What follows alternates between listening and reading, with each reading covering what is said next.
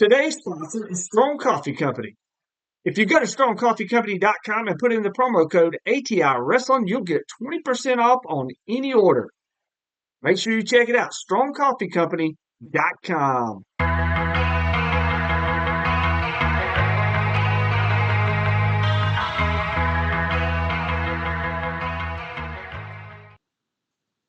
So what year did you start reffing? I got in 2005. Well, yeah, 2005 is when I refereed my first match. Ryan Davidson versus Michael Faith. Wow, Ryan Davidson, who's been tearing it up in Japan recently. So 2005, your first year. Uh-huh. Where was it at in Texas? I was at PCW in Arlington, Texas. I was going to wrestling school there. They were going to do a heel ref angle. SPW, Mike Page's outfit out of Longview, Texas, they were invading on. PCW had two shows, PCW Uncut, PCW Full Throttle. The Uncut show was the school. It was a free show on Friday nights. I mean, everybody that worked that, nobody got paid. It was just like a practice show. And but they were doing like an invasion angle on that show, and that show was becoming very popular. And they needed a heel referee.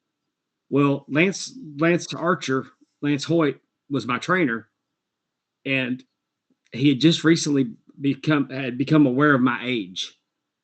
He thought I was in my mid to late 20s. I was actually 40. and he didn't try to discourage me from being a wrestler, but he said that as my trainer, he was trying to show me a path that I could make money in business, and maybe refereeing would be my path. But he wasn't telling me, if you want to wrestle, I'm not trying to tell you that you can't. I'm just telling you that this is an option.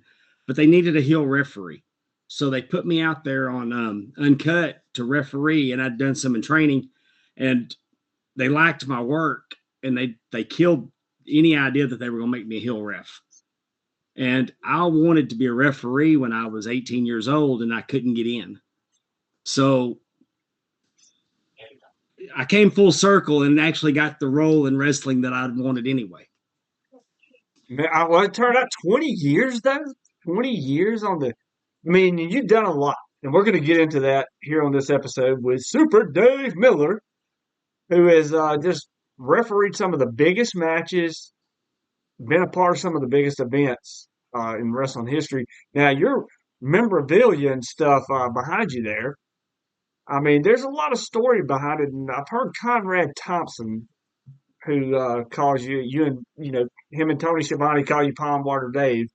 But I heard that you had a Ric Flair wall, you had a Charlotte Flair wall, and then there was another wall. There's the Charlotte wall right there. All right. But the Ric Flair wall, I can't get the camera to it. The Ric Flair's wall is the biggest wall in the room. I got 264 square feet of man cave that's packed, that's loaded. But I do have the Charlotte, and then this wall on the far end is my world class wall.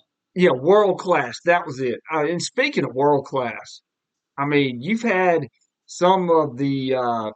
Who did you have on the show that was from world class, or he had passed away? You met him a couple of years ago. Well, he's not dead yet. It's I had No, I'm talking about the one that passed last week or so. Who was it? Maybe it wasn't last week. I'm sorry, I'm messing up here. thinking. He did sports broadcasting. Yeah. Oh, Bill Mercer. I never had Bill on the show. Okay, you never had Bill on the show. Oh, no, but I wish I would have. Oh, goodness. No, I had David Manning on the show. yeah, David Manning was on the show. Yeah, I remember that. David Manning, and I had James Beard on the show.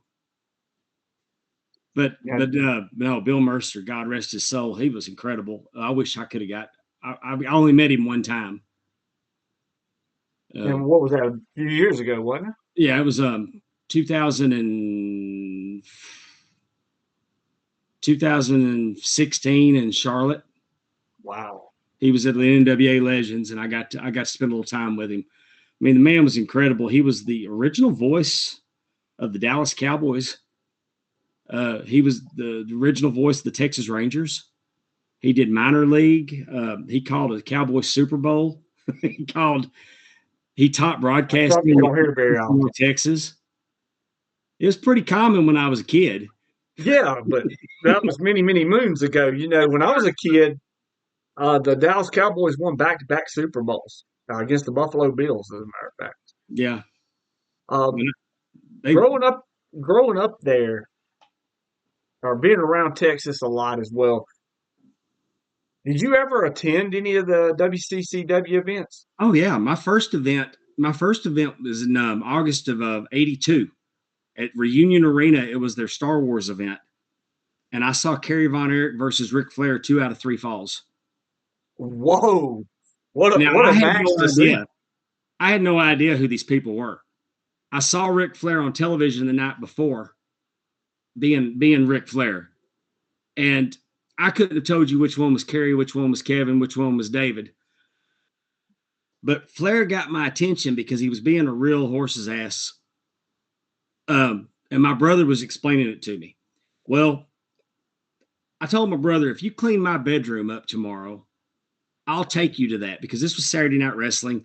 It was Sunday night at Reunion Arena. And I had no intentions of taking my little brother, but I knew I couldn't get out of the house without my room being clean on Sunday. So he did such a great job. My mom made me take him. And we got tickets, and we were on the very top row, very back of the arena. And by the end of the night, I had yelled so much that my throat was bleeding. I was so into it. Man, Harley Race versus King Kong Bundy was on that card. Oh my gosh, I didn't know King who Harley Race Kong! was. You Um, didn't know who Harley Race was back then? Come on, Dave. no, no, man, I watched wrestling when I was, I mean, when I quit watching wrestling was about the time Saturday Night Live started. I mean, Oh my! I knew who Wahoo was. Ivan Putski was my first favorite wrestler. The Blackjacks would come out and terrorize him because Ivan was like, it was really a childlike character. And he was really strong. They'd break cinder blocks on his chest. I mean, he did feats of strength. He'd rip phone books, but he also had toys. And the Blackjacks would come out and break his toys, and he would just go berserk. And I loved Ivan Putski. And but when Saturday Night Live Polish started, power. yeah, he wasn't Polish Power then. No, no. I But mean, of course not. but you fast forwarded. I mean, I got into Saturday Night Live, and then it wasn't until I was 16 years old that I just happened to see my brother watching this, and I was kind of teasing him about it, and my mom said leave him alone, but 24 hours later, I'm hooked, and I'm not realizing that Ric Flair was the draw. I thought I wanted to see him get his ass kicked. He was doing his job. He talked me into the arena. And then the second time I went to the Sportatorium, the main event was Ric Flair versus Terry Gordy. I wanted to see Ric Flair get his ass kicked by Terry Gordy. And then I went the third time to the State Fair Coliseum, and the main event was Kevin Von Erich versus Ric Flair. That's the night that Terry Gordy hit the fan and knocked him a few rows back. Oh yeah, I remember that. My mom Well, took me and my brother for our birthdays because my birthday is April the 2nd. His was March 28th. So it was combined. We got to take a few friends. We were on the second row, and we had the time of our life that night. And but no, I went to the Sportatorium regularly, and I did not miss a big show most of the '80s. now the Sportatorium, one of the legendary venues in professional wrestling. Everybody, if you love professional wrestling, you go back to the '80s. You are and before. The Sportatorium is legendary. I never got to attend an event in the Sportatorium. Would have loved to. What was the venue like? Was it as legendary as they said on TV and make it out to be now? Because I Oh know yeah, it was made. what didn't Terry Funk and Bret Hart have a final match? Was it the Sportatorium or was No, it already tore down? no, that was out in Amarillo when they did Oh, that. Amarillo, yeah, that's right. But anyway, the Yeah, no, Sportatorium. but man, the Sportatorium was a legendary venue. But the way that, I mean, it was built for wrestling. I mean, you could put boxing in there too, but the way it was set up in the round, it was the ring was down in a. I mean, it was just all went down like a pit area that the ring sat. So it was. I mean, it was made it was made for that. But they also could put stage in there. Elvis performed there, Willie Nelson, so many concerts there. I mean, they used to do like the back in the day when the traveling shows, the Jubilees and stuff, the Louisiana Trail Ride, Hayride, or those kind of tours would come through there. Anybody, Johnny Cash, everybody played the Sportatorium. But it was also, I mean, just a world famous wrestling venue at 4,500 seats. And it was hot in the summertime. It was cold in the wintertime. It stunk of beer and cigarettes. The restroom had a piss trough. The best French fries you'd ever eat in your life. The best what? French fries. Oh, French. I thought you said fruit fries. I was like, what No, the no, hell French is a fries. fruit fry? Jack's Fries, who still has they still sell Jack's Fries at the State Fair of Texas. Jack's Fries was just the best French fry, and I took a food service course with Mr. Jack one time, and he explained to me that the business he did at the State Fair of Texas for those 2-3 weeks every year, he didn't have to work the rest of the year. But he'd do the concession stands like at the racetrack, the Devil's Bowl Speedway. He had the concession stand at the Sportatorium for years. And but that smell of grease and French fries and that fair smell. And spelt beer and cigarettes, because people were chain smoking in the Sportatorium. But it was a miserable place in the summertime, and it was cold in the winter. But the atmosphere. And when I saw the Iron Claw trailer, and they showed the Sportatorium, I got chill. I just got chill bumps just in telling you about it. It was just such a special place. I mean, when you look at the territory days and you look at that, the Sportatorium, that was the Mecca in Texas. You know, it was the Mecca for WCCW, and a lot of the territories like Madison Square Garden for the WWL. And, you know, there was just so many Meccas around the territory times. Back during the territory days, we can tell you watched World Class. Was there any other territories you watched? I'm sure you probably watched Memphis. Did you watch AWA and all that? I didn't get Memphis. Oh wow! When we first got cable, Southwest Championship Wrestling was on USA, so I got that.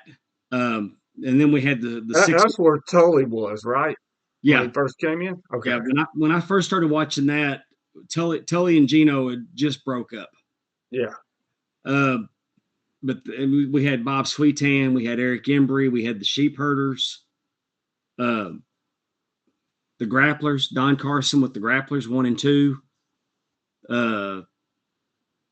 Scott Casey, like I said, Tully Blanchard. It was just a really neat territory. It was different.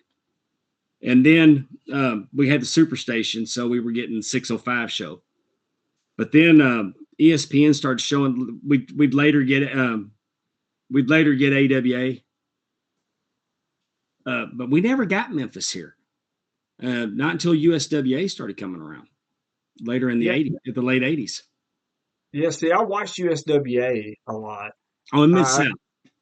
And Mid South. Mid South was great. Mid South, you know, I've actually attended some of those events when I was younger. So Mid South to me was like WCCW to you at the time. Oh yeah, when I can remember the first time that the Junkyard Dog came to town. Oh. Like it was my high school fair day, and I left the State Fair of Texas to go to the Sportatorium to see the Junkyard Dog versus Kamala.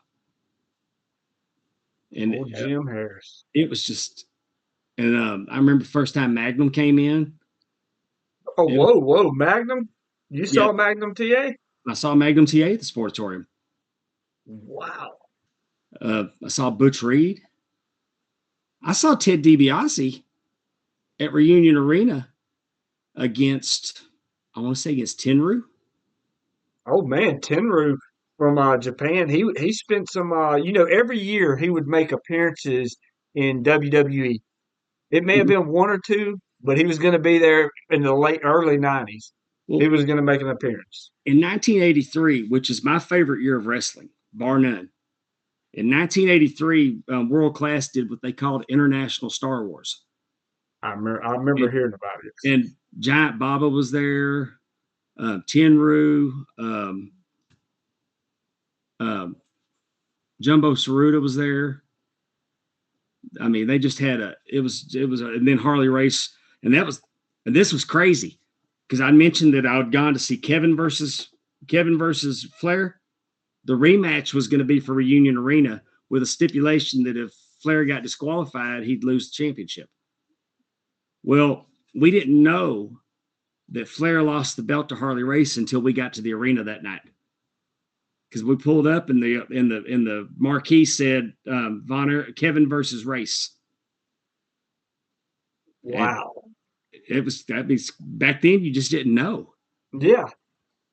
I mean, Same they thing. had it all planned out good back then. Same thing when the Great American Bash came through. We knew that Dusty was challenging Flair for the belt, but he won the belt the night before. So his first title defense was against Flair at Union Arena. We had Dusty. I saw Dusty defend the NWA title. I saw him challenge for it at the Superdome at the Crockett Cup.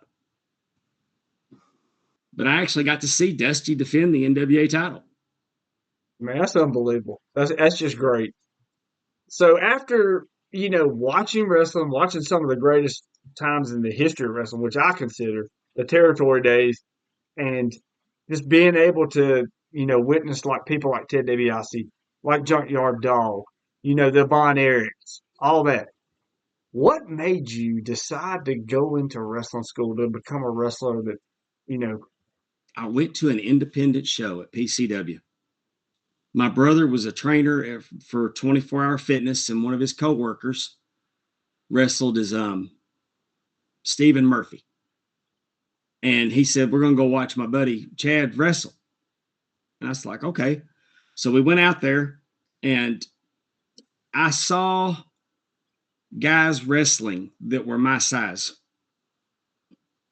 And because a guy I'm 5'6". five six? I'm never I would claiming to say be. 5'2" or something. I No, thought no, I'm he never was going to five tell six. anybody I'm less than 5'6". My wife giggles too, but I mean, back then when I got out of school though, I probably was 5'3", 5'4", 140 pounds. There's no way I knew I couldn't be a wrestler. I could be David Manning. I wanted to be David Manning.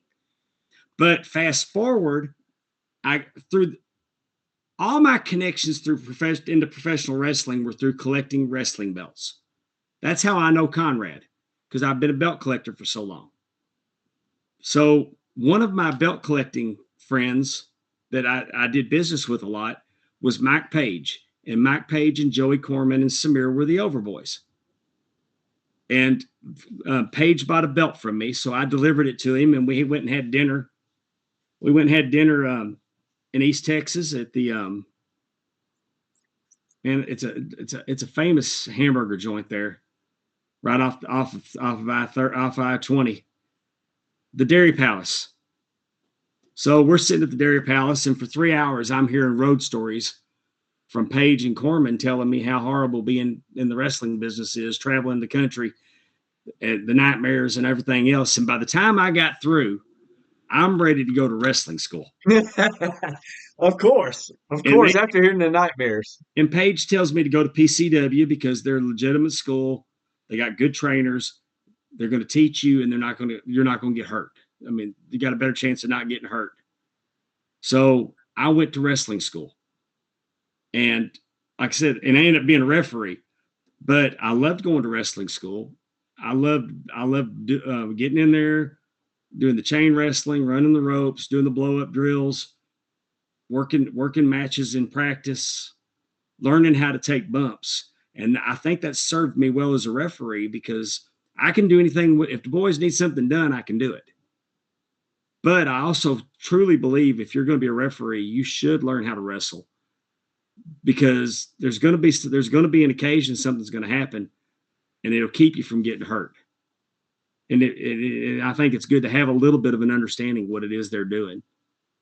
Oh, I agree fully. I think, you know, which me and you both have been refs, and I've been manager, been owner. I believe fully in if you're going to be in any part of this business, you need to know what's going on. You need to know, like, you need to be trained like a wrestler, no matter what you're doing, because a lot of people consider you one of the greatest referees in independent wrestling. You know, That's Mississippi very League. kind of you to say, and And look, keep your ego in check. So I can see the smile coming across your face. You love when people talk about you like that. I think I get way too much praise. I really do. Well, I mean, let me just say this before you say anything. I'm just going to say this.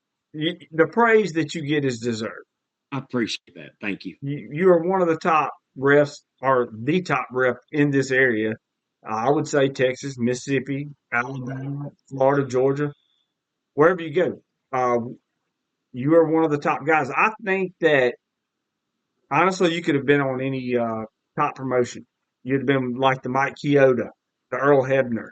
You would have That been one of those guys. You just that's I really appreciate you saying that, Brandon. It means a lot to me.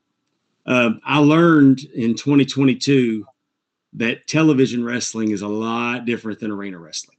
yeah. And I mean, I had to take a crash course in television wrestling, and I mean, you just don't know because I mean they teach you to work towards the hard cam, but man, working television matches. Because in 2022, I worked a pay per view for Black Label Pro, worked a GCW pay per view, I worked the Wrestling Showcase, and I worked Ric Flair's last match. So I had to learn.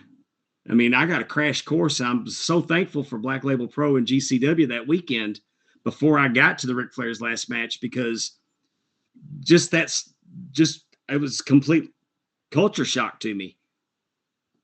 Just I mean, we you know you're on shows where we tape the matches or I And we play mean, with the idea of being TV. yeah, I Yeah. mean, I remember back when it used to you had a 2 hour time limit on a tape, so you making your time cues was important because you didn't want to run out of tape. But it was just a different animal to me with the earpiece and I'm about half hard of hearing anyway because I don't know if y'all noticed, but I'm kind of old.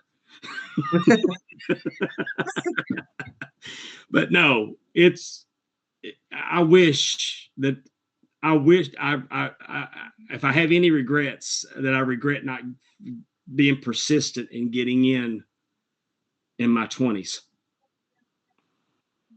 Well, I because mean, we all look back and say, man, if we'd have just been persistent or we'd have been whatever to get to where we're at today, like because we got the mindset, but that's just not the way it works. You know, we'd had this mindset 10, 15 years ago, or I would have had the mindset 10 or 15 years ago. I would have done mine different. Same with you. yeah. And it just looks at like, we look at it in a different light now, but we were kind of dumb back then. But I wish 20 years in, I wish it was as hard to get in as it was when I was a kid. Yeah, exactly. It's not protected like it used to be. And Nowhere near it. and you know, I love independent wrestling. I want every show that I'm on to be the best. I don't want to ever do anything to bring down a show. Um, man, mistakes happen. I made a mistake a few weeks ago. I don't want to call it out because it seems like nobody else caught it. But I mean, and it didn't change how it was supposed to go. But I mean, I mean the high. I will hang on to a mistake. I'll hang on to a mistake forever. Same here. And Same here. it's just but, but Well, here, sometimes you'll look up and you'll see some stuff and like how in the hell they getting who thought that was a good idea. well, I'll just break it down to you. Like the problem is that, and there's nothing wrong with this, so don't take this the wrong way, people, because this is going to be an unpopular opinion. I'll say that. E- Everybody says wrestling's for everybody. It's not. No. It's not. I mean, you can be a wrestling fan. That's fine, but not everybody belongs in wrestling.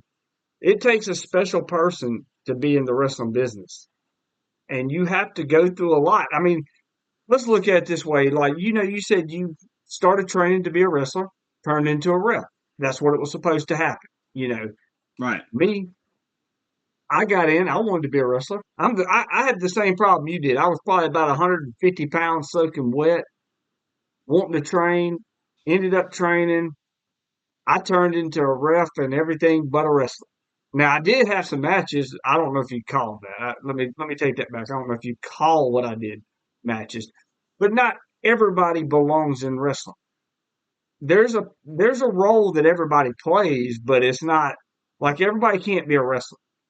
We're Right. not all gifted that way. And like you said, on the independent scene, there's a lot of cosplay wrestlers, and that's the problem. That's what kills a lot of independent wrestling. And this is going to be an unpopular opinion too. You put people in the ring that don't need to be in the ring. You put on shows that is called mud shows, as Jim Cornette would say, but you're trying to make everybody feel good. Who gives a shit if you feel good? It's No, about putting on quality products and making wrestling good. That's what's killed it. I could have I could have worked matches. But Yes, by the time that, because that was the deal with PCW, that's what Uncut was for. You were guaranteed one match at the end of your training. You were going to get one match on Uncut. I never got my one match on Uncut because by the time that we were getting to that, I had been on, you called them mud shows, we call them shit shows. same thing. But Yeah, same thing. but ring time is ring time. So and it's not lost on me. It's a privilege to go in the ropes and get in a wrestling ring. It It is. it every time I go in there, I know it's a privilege stepping that ring. It's never lost on me. As a referee, I don't think that I do anything to diminish the show. As a wrestler, I wouldn't have been the worst one on the card, but I wouldn't have been one of the best ones on. I didn't want to be that guy. And I mean, if you buy a ticket, you deserve to see better than what I could have done for you. And that's how uh, you were saying that my thing with independent wrestling and wrestling in general, it's not just independent. Go in and do what's right for the business. You don't have to get your shit in. Make it make sense. Yeah, you like to do this, but this may not be the night you need to do it. You're not everybody's in a position to play the hits. Like you're not Ric Flair that you got to do the upside down in the corner and the strutting and the figure four. You don't have to get all, and you're going to miss jumping off the top rope, and you're going to go for it and miss. Yeah, people expect certain stars to get their stuff in, but you don't have to every match. If you go out there and they say, "Hey, you got 5 minutes," you got 5 minutes. Some things don't need to be done because when we did Ric Flair's last match, we knew how much time we had. And the mission that night was to make sure that we had plenty of time for the main event. And everybody worked together for that goal. And there's a lot of egos on that show. But everybody put it aside and did what was for the greater good to give that main event all the time it needed. We didn't have to cut time off the main event. But I've also been on shows, and you might have been on it. I'm not going to name it. But we did a show one night, and it went so long that the crowd was so worn out when the main event got in that we had a national name there that could not get a reaction because the crowd was dead by the time by the time we got to the main event. Yep. But you want to know what? And I got my ass chewed that night. Me and the other referee, we got our ass chewed because they said we weren't keeping people on their cues. And that wasn't the case. But do you know that I don't work a show now, that I don't get coordinate with the timekeeper, that I can look over and get time cues? Exactly. And you know what show I'm talking about. Yep, I do. Well, I mean, you saw the grin on my face when you said it, so you already know. But like I said, I you can learn something after every show. And if you could learn something and not make the same mistakes over and over again, and you're working to make a product that people pay their hard-earned money to see. Because it's hard to get somebody to brag on you and get word of mouth to get those people in there. But when they've been a witness to a shit show, they got no problem telling everybody about it. And you don't want to do that. And I just worked the show. I just worked the show not this past Saturday before. And dude, I came out of the ring after I refereed all the matches, and it was a solid show, solid card. But the main event, Steve Anthony versus Anthony Green, when I got done, I was like so high that I don't ever want to not do this. I want to do this forever. And I've never done a drug in my life, but I've heard the term chasing the dragon, that people get hooked on crack because they get so high that first time and then they want to do it again and they never get that again. I can only imagine that that's what that feeling is like, because I want to feel like I felt last Saturday again. And it doesn't happen every week. And I'm not talking bad about anything or anybody. I'm not saying that there's not good matches. I was just on a show that was tremendous. But occasionally, and I'm not saying that it's a 5-star match. I'm saying it can be just a regular. It could have comedy spot in it. It could have something unexpected happen, like Angel Camacho and Larry D, two big men. They made magic one night. You know that you were a part of something. And it don't happen all the time. It's kind of like that one golf shot. You play golf and it's horrible all day long, but you hit that one shot that hooks you in to keep you coming back. And that's just, when wrestling's right, man, ain't nothing better. There's not. And you talk about Steve Anthony and Anthony Green. Before I get to that, I want to throw this out there. You said Chasing the Dragon. I was a part of an independent film that was shown at the Magnolia Film Festival back in, I think, 2008, called Chasing the Dragon. And it had... Oh, really? All right. I can't remember if it was Jeremy or Jason, whichever one was in Dazed and Confused. What was it? Dazed and Confused and Mallrats.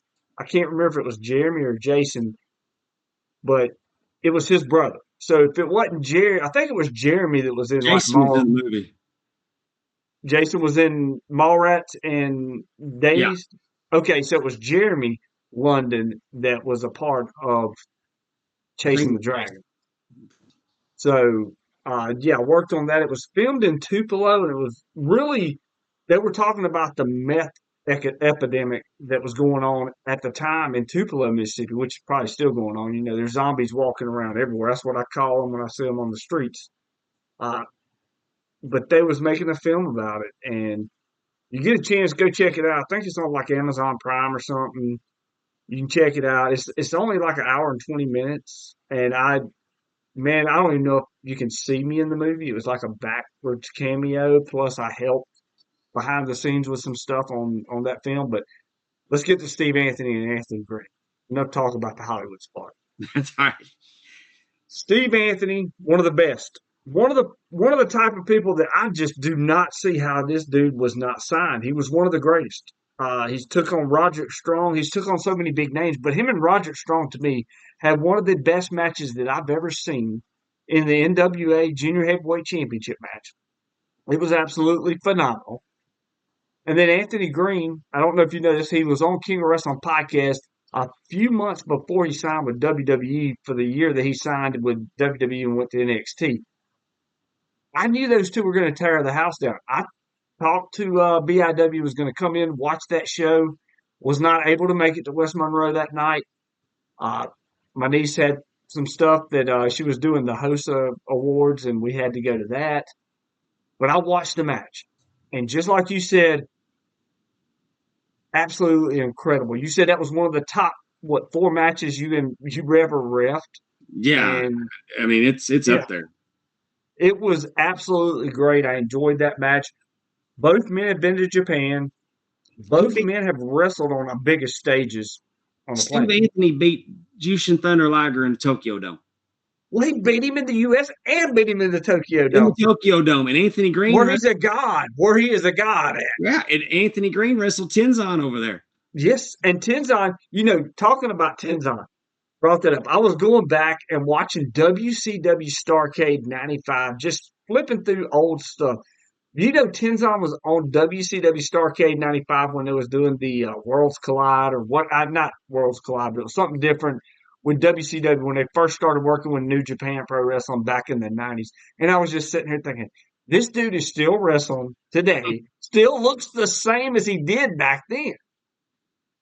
Because I was a big fan of New Japan, but I did the tape trade back in the '90s. I remember seeing Wild Pegasus, which was Chris Benoit, Right.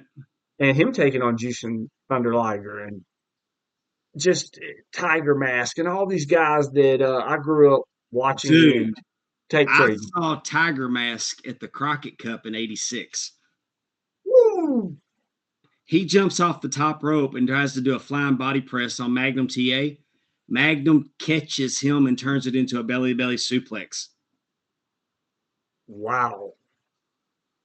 I mean, the greatness that, because here's the thing. I had Monty Warbucks on just a few days ago, okay?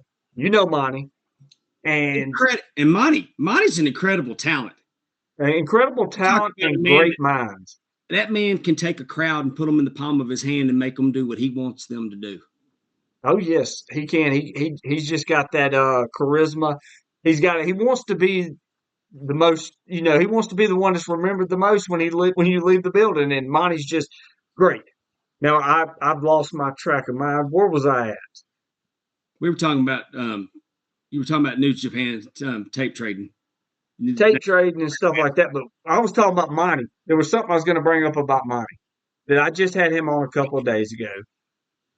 We were talking just like this Mid South, the old school stuff. Monty's one of the great minds, and he grew up in the perfect time. He started wrestling in '98, I believe he said. But yeah, Monty's just he's one of those exceptional minds to it. Now that we get on, you've been bringing up Ric Flair's last match. I know you're patting yourself on the chest about that one. Well, we talked about top 5 matches. I kind of break it down into matches and moments. And that's a moment because I was just a run-in spot. But getting to do the Briscoes and the Von Erichs earlier in the night, that was pretty special. I mean, for one, getting to go walk out and stand in the crowd, stand out in front of 9,000 people, which on the independent circuit you don't get the privilege to do very often. Yep. Not to mention how many people were watching at home. But that was that because I was Conrad, and the reason I got the spot is because Conrad Thompson's one of my very best friends, and so I was going to get a spot on the show. I didn't know about the Ric Flair spot until the day of, but it was planned from inception. Like he knew one way or the other. It didn't matter who the referee for that match was. If Charles Robinson would have been the referee for that match, it was still going to end that way, is what I'm told. That he wanted, my friend wanted that for me. And but he calls me and he says, "Hey Dave, we're firming up the match lineup here. I need to ask you, do you want the Horsemen versus the Rock and Roll, or do you want the Von Erichs and the Briscoes?" And I'm like, "Well, there's Sophie's choice." But give me the Briscoes. I didn't say give me the Von Erichs. No disrespect to the boys. I'm a big fan of their family. But the Briscoes, I knew, were arguably one of the top 3 tag teams in the world. And the opportunity to work with the Briscoes, those don't come around very often. So I picked the Briscoes. And man, it was when that music hit. The Von Erich's music it's a generic version of Stranglehold. So it was close enough to back in the day. Man, when that music hit and they started coming to the ring, I mean, I was just trying not to just be cheesy smiling in the ring. It was a hell of a feeling. And the crowds popped and then the Briscoes came out and that was a fun match. They did the claw slam, they did it, and they were doing, I mean, it was pretty cool to be a part of it. I also got to be part of the Battle Royal. They had a boot. And Mance Warner won, but the boot was in memory of Mance Warner. Yeah, and it was in memory of our friend Mark Nelson. There was 2 boots bronzed. We gave one and he unfortunately had passed away. So we did it in memory of Mark, and we gave his girlfriend one of the boots that was bronzed, and then I got to present Mance with the buckle and the boot at the end of the match. Wow. And so that was really special. But then the day of, Conrad comes to me and he says, and I was scared because people were having travel issues. Like Hammerstone didn't make it. And the Von Erichs were having a hard time getting there. It took, I mean, they traveled 36 hours. They were having so many problems with their flights. And we had our meeting for StarCast that morning. And Conrad says, hey, I need to talk to you after this. So come over and talk to me when everybody clears out.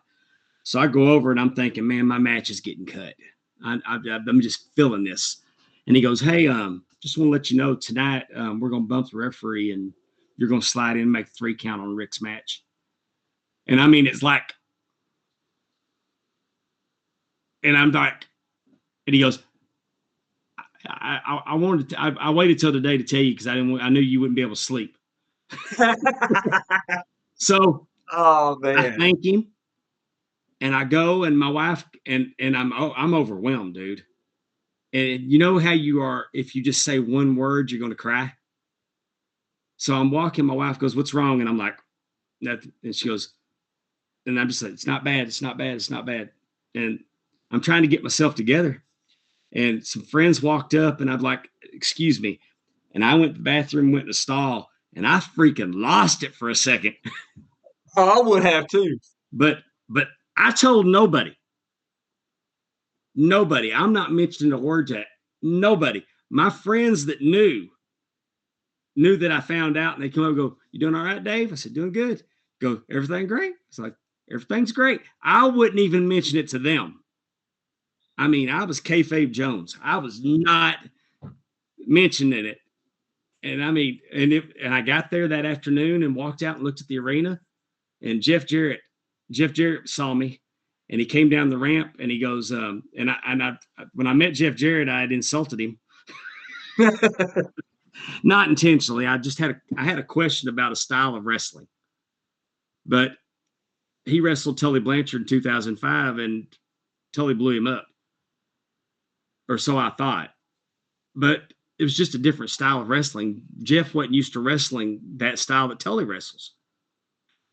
Anyway, I insulted him and we laugh about it. And he goes, hey, Dave, he goes, tonight when you run in, I need you to run down, touch the ring, run back up the ramp and touch the backdrop. And I want you to do that like 3 or 4 times because I need you blown up when you get in the ring. Oh, man. That was incredible. And then I spent the afternoon. Rick called us over. And when I went over, Rick goes, who the F is that guy?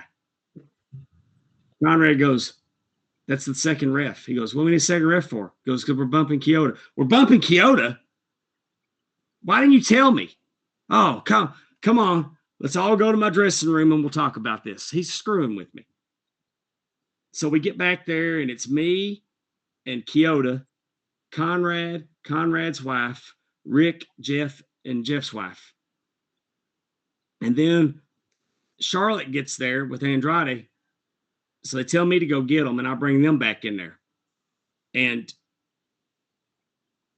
Charlotte had a problem with Rick, the way the match went like Rick laid it out. He did dehydrate, but laying on the ring apron, looking like a 70-something-year-old man, he wanted that. He didn't want to look like Superman. He appreciated what Jeff and Lethal were doing for him. He wanted to get his stuff in, but he didn't want to look like a Superman. He wanted to look like an old man, getting that one last hurrah. So Charlotte was, of course, and she's speaking for Andrade because he didn't speak good English, and the egos are high in the room. And it was funny because Rick said at one point, he goes, "Hey, he goes, Ashley, could you step outside because the men need to talk?" And I mean, it was funny. I mean, he was screwing with her, but all this ego was going. I mean, the discussion, and Jeff Jarrett stood up and got a notepad, and he took over, and he laid it all out, and he got everybody.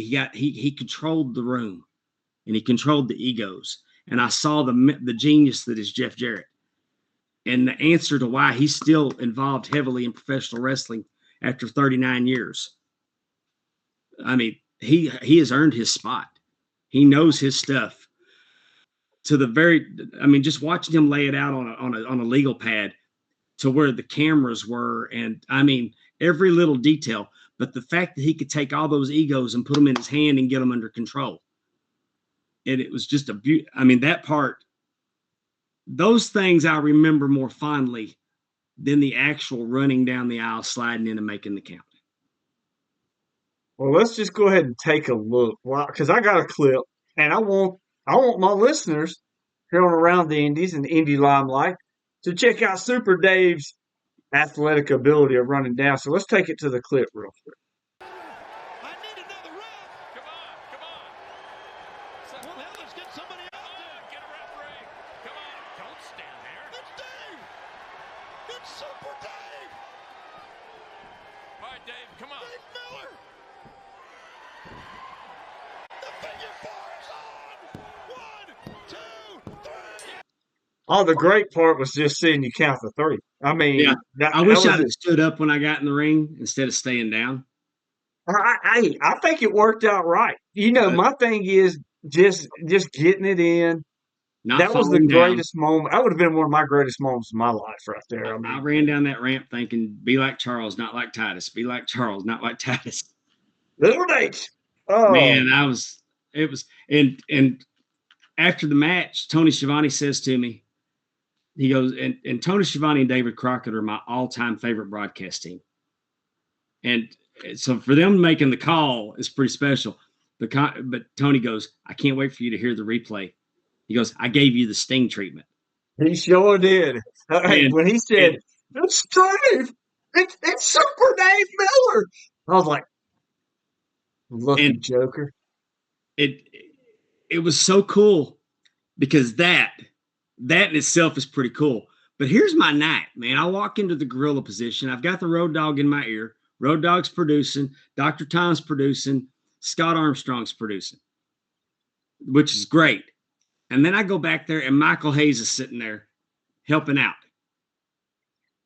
And and I mean, we've established early my world class connection. I freaking love Michael Hayes. Oh I just yes, shake his hand. "Hey, nice to meet you." And I mean, I'm not marking out in gorilla. And then I come back again, and Michael Hayes is still there, and sitting next to him is the Undertaker and Michelle McCool. "How you doing? What's my life?" There's the freaking Undertaker. And then there's Shane Helms standing there. And I've known Shane for, man, a long time, 10, 15 years now. So I'm talking to Shane, and like, when you're walking around, it's just the backstage area was nuts. It was a who's who of professional wrestling there. I mean, Rey Mysterio and Dominic were there. Bret Hart, Mick Foley, Kid Rock, Bubba Ray Dudley, Diamond Dallas Page, Jerry Lawler, Jerry Jarrett. But what I'm saying is, when you think of all that was going on, I ran in and I slid into the ring. How many people can say they got to perform for The Undertaker? Exactly. When does he Exactly. sit in the crowd? He was front row and center for that. Taker, Bret Hart, Mick Foley, Diamond Dallas Page, my wife, and that was the crazy part. My wife was down there, and like I said, I was in gorilla position watching Rick's entrance, and they show Kid Rock, and my wife's right by Kid Rock, and I'm like, how's she doing this? But Couldn't have been any better. But well, she works magic anyway. I mean, yeah, you got lucky in that life. you ain't lying, dude. But it was such a cool night to be a part of it, just to be there. But the 3 count is cool, and thank God he ain't ever going to do it again. If he does, I'm gonna Nancy Kerrigan that old man. You gonna be the Tanya Hardy, huh? Yeah, it's all I got. He can't take it. But it's just the experience to be part of something like that, and it's just the stories that come from it, and then you'll remember, oh yeah, that was kind of cool too. It was just Conrad Thompson is such a good friend, man. They just don't get no better than him. What you hear on his podcasts, I mean, the dude is that way. He is the most positive person that I know. He looks out. I mean, he gets called. He takes some criticism that's not fair. Oh, Conrad's great, man. I Man, love listening to Conrad. he wants everybody to succeed. Oh, I know. Yeah, I And mean, you can tell. I used to talk to Conrad on Twitter back in the day when he first started something to wrestle with, and we would shoot back and forth, and he's just like, I'm just living a dream doing this. And I want to get into Conrad. I want to get into your relationship with Conrad, but we're going to have to do that on another you episode. can. We'll do that. I'll tell you what, we're sitting here on a Monday. We're going to come back if you're able to in a couple of weeks and do it again. Whenever you We'll want. do part 2 of Super Dave and talk about it. I do want to thank you for coming on. I hope you enjoyed it. I had a blast. Good, because we're gonna pick this up in a couple of weeks. Part Dude, 2's coming. whatever you need me to do, I'm happy to help. Well, there you go. It means the world. It means the world that you think enough of me to ask me to do this. Dave, I've enjoyed being on shows with you. You know, brought you in to not manage, ref one of my favorite matches at one of my companies, which was Angel Camacho and Vladimir Koloff. Yeah, Uh, you know, I think very highly of you, and we're going to get you back on. But you stay there. We're going to work a date out. But everybody else, make sure you subscribe to us here on YouTube. Check us out on Apple Podcasts, Spotify, Spreaker, all podcast platforms. can I put We over my will. podcast? Was that? Oh yeah. Oh, I'm sorry. Yeah, go ahead. Put your podcast there, Palm Water Dave, and go ahead and It's do it. talking wrestling with Palm Water and Amy. We focus on independent wrestling. We do some silliness. We have a good time. Sometimes we bring comedians on, but our main goal is to put a spotlight on independent wrestling. We go live once a week. PWD, so think Palm Water Dave, pwdpod.com will take you to my YouTube channel. Like and subscribe. That would really help us out a lot. The name of the channel is Two Shows, One Cup. We share the channel with Drunken Pop, but PWD Pod will take you there. We go live pretty much every Tuesday. Sometimes we'll deviate, but this week we got AIWF Women's Champion Ava Brooks coming on. So, come give us a listen, and we appreciate you. Man, I apologize for not letting you get that out there. Because I've just been on one tonight. That's all right. But I do thank you for coming on, and I just want to say this. I was on your podcast a little while ago with Vladimir Koloff. So I remember Amy very well. So you tell her I said hey, and that I'll be seeing her soon. All right. And we'll catch you later right here on Indy Limelight. Super Dave Miller joined us. He's coming back in a couple of weeks. Promise you that. We're going to work it out part two. Y'all have fun.